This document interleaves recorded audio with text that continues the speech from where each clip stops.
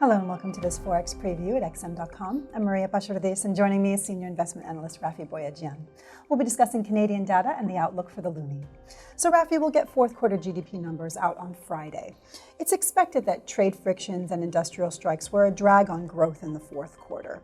What are we likely to see there, and do you think this data might be a game changer for the Bank of Canada? Well, that's absolutely right. So we did have a lot of industrial action impacting the industrial manufacturing sector in the December quarter.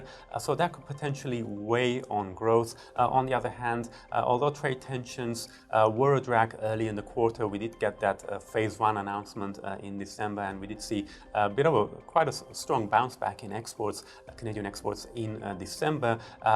So it's possible that potentially offset the weakness elsewhere and early in the quarter, and we might even see the GDP estimates beating consensus forecasts of 0.3% annualized growth.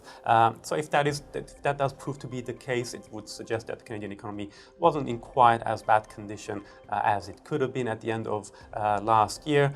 Will that have a huge impact on the outlook, though? Probably not, because now, of course, not just the Canadian but global economy is facing a new threat, which is the coronavirus outbreak.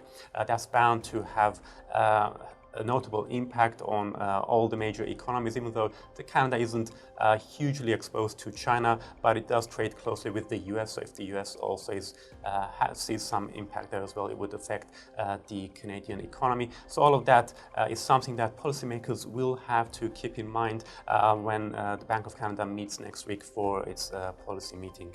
Okay, so taking all this into consideration, what's the outlook for the loonie? Well, the loonie's actually been struggling lately, mainly initially it was due to dollar strength. Now, of course, the dollar, even though the dollar is struggling somewhat because of the potential Fed rate cuts, the loonie is still unable to recapture its positive footing against the US dollar, mainly on expectations that the Bank of Canada will also have to cut interest rates in the coming months.